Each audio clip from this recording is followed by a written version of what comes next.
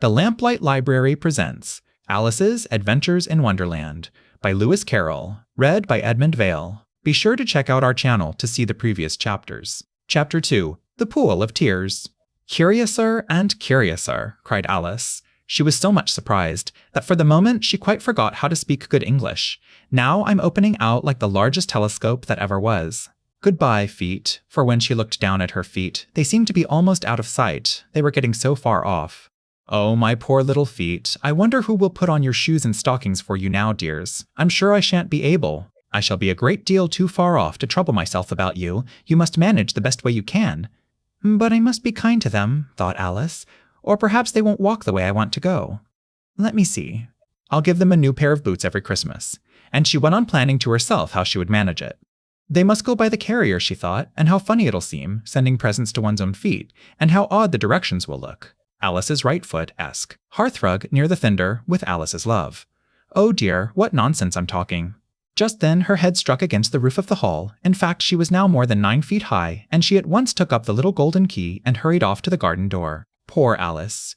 It was as much as she could do, lying down on one side, to look through into the garden with one eye, but to get through was more hopeless than ever. She sat down and began to cry again. You ought to be ashamed of yourself, said Alice, a great girl like you, she might well say this, to go on crying in this way. Stop this moment, I tell you.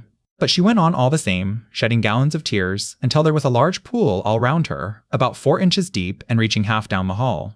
After a time she heard a little pattering of feet in the distance, and she hastily dried her eyes to see what was coming. It was the White Rabbit returning, splendidly dressed, with a pair of white kid gloves in one hand and a large fan in the other. He came trotting along in a great hurry, muttering to himself as he came, Oh, the Duchess, oh, won't she be savage if I've kept her waiting? Alice felt so desperate that she was ready to ask help of anyone. So, when the rabbit came near her, she began, in a low, timid voice, If you please, sirrah. The rabbit started violently, dropped the white kid gloves and the fan, and scurried away into the darkness as hard as he could go. Alice took up the fan and gloves, and, as the hall was very hot, she kept fanning herself all the time she went on talking. Dear, dear, how queer everything is today. And yesterday things went on just as usual. I wonder if I've been changed in the night. Let me think. Was I the same when I got up this morning? I almost think I can remember feeling a little different. But if I'm not the same, the next question is, who in the world am I? Ah, that's the great puzzle. And she began thinking over all the children she knew that were of the same age as herself, to see if she could have been changed for any of them. I'm sure I'm not Ada, she said, for her hair goes in such long ringlets, and mine doesn't go in ringlets at all. And I'm sure I can't be Mabel, for I know all sorts of things, and she knows such a very little. Besides, she's she, and I'm I, and oh dear, how puzzling it all is. I'll try if I know all the things I used to know. Let me see. 4 times 5 is 12, and 4 times 6 is 13, and 4 times 7 isn't, oh dear. I shall never get to 20 at that rate. However, the multiplication table doesn't signify, let's try geography. London is the capital of Paris, and Paris is the capital of Rome, and Roma. No, that's all wrong, I'm certain. I must have been changed for Mabel. I'll try and say, how doth the little sound? And she crossed her hands on her lap as if she were saying lessons, and began to repeat it, but her voice sounded hoarse and strange. And the words did not come the same as they used to do. How doth the little crocodile improve his shining tail, and pour the waters of the Nile on every golden scale? How cheerfully he seems to grin, how neatly spread his claws, and welcome little fishes in with gently smiling jaws. I'm sure those are not the right words, said poor Alice, and her eyes filled with tears again as she went on. I must be Mabel after all. And I shall have to go and live in that poky little house, and have next to no toys to play with, and, oh, ever so many lessons to learn? No, I've made up my mind about it. If I'm Mabel, I'll stay down here. It'll be no use their putting their heads down and saying, Come up again, dear. I shall only look up and say, Who am I then? Tell me that first, and then, if I like being that person, I'll come up. If not, I'll stay down here till I'm somebody else But, oh dear, cried Alice with a sudden burst of tears, I do wish they would put their heads down. I am so very tired of being all alone here. As she said this, she looked down at her hands and was surprised to see that she had put on one of the rabbit's little white kid gloves while she was talking. How can I have done that? She thought. I must be growing small again.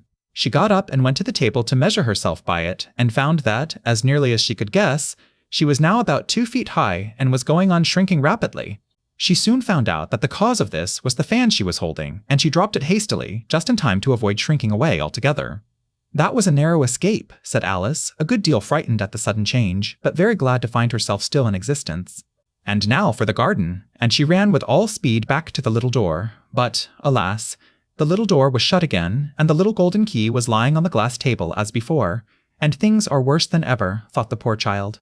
For I never was so small as this before, never. And I declare it's too bad, that it is. As she said these words, her foot slipped, and in another moment, splash! She was up to her chin in salt water. Her first idea was that she had somehow fallen into the sea, and in that case I can go back by railway, she said to herself. Alice had been to the seaside once in her life, and had come to the general conclusion that wherever you go to on the English coast you find a number of bathing machines in the sea, some children digging in the sand with wooden spades, then a row of lodging houses, and behind them a railway station. However, she soon made out that she was in the pool of tears which she had wept when she was 9 feet high. I wish I hadn't cried so much, said Alice, as she swam about, trying to find her way out. I shall be punished for it now, I suppose, by being drowned in my own tears. That will be a queer thing, to be sure. However, everything is queer today. Just then, she heard something splashing about in the pool a little way off, and she swam nearer to make out what it was. At first she thought it must be a walrus or hippopotamus, but then she remembered how small she was now, and she soon made out that it was only a mouse that had slipped in like herself. Would it be of any use now, thought Alice, to speak to this mouse? Everything is so out of the way down here that I should think very likely it can talk. At any rate, there's no harm in trying. So she began, "Oh, mouse, do you know the way out of this pool? I am very tired of swimming about here, oh mouse." Alice thought this must be the right way of speaking to a mouse. She had never done such a thing before, but she remembered having seen in her brother's Latin grammar, a mousa of a mousa to a mousa, oh mouse. The mouse looked at her rather inquisitively, and seemed to her to wink with one of its little eyes, but it said nothing. Perhaps it doesn't understand English, thought Alice. I dare say it's a French mouse, come over with William the Conqueror. For, with all her knowledge of history, Alice had no very clear notion how long ago anything had happened. So she began again, "Où est machete?" which was the first sentence in her French lesson book. The mouse gave a sudden leap out of the water and seemed to quiver all over with fright. "Oh, I beg your pardon," cried Alice hastily, afraid that she had hurt the poor animal's feelings. "I quite forgot you didn't like cats." "Not like cats?" cried the mouse in a shrill, passionate voice. "Would you like cats if you were me?" "Well, perhaps not," said Alice in a soothing tone. "Don't be angry about it. And yet I wish I could show you our cat Dinah. I think you'd take a fancy to cats if you could only see her. She is such a dear quiet thing," Alice went on, half to herself, as she swam lazily about in the pool. "And she sits purring so nicely by the fire, licking her paws and washing her face, and she is such a nice soft thing to nurse in, and she's such a capital one for catching me sin. Oh, I beg your pardon," cried Alice again, for this time the mouse was bristling all over, and she felt certain it must be really offended. "We won't talk about her any more if you'd rather not." "We indeed," cried the mouse, who was trembling down to the end of his tail. "As if I would talk on such a subject. Our family always hated cats, nasty, low, vulgar things. Don't let me hear the name again." "I won't indeed," said Alice in a great hurry to change the subject of conversation.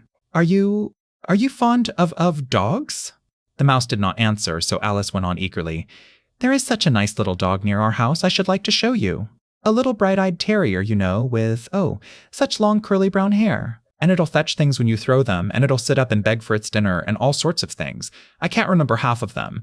And it belongs to a farmer, you know, and he says it's so useful it's worth £100.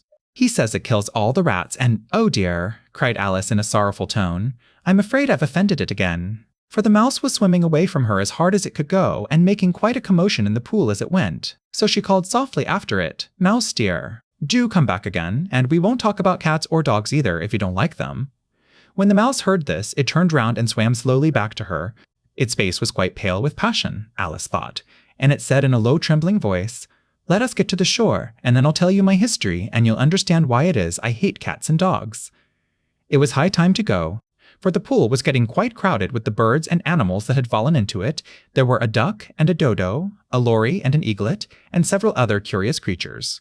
Alice led the way, and the whole party swam to the shore. I hope you enjoyed this chapter from Alice's Adventures in Wonderland. Click here to watch Chapter 3 on our channel.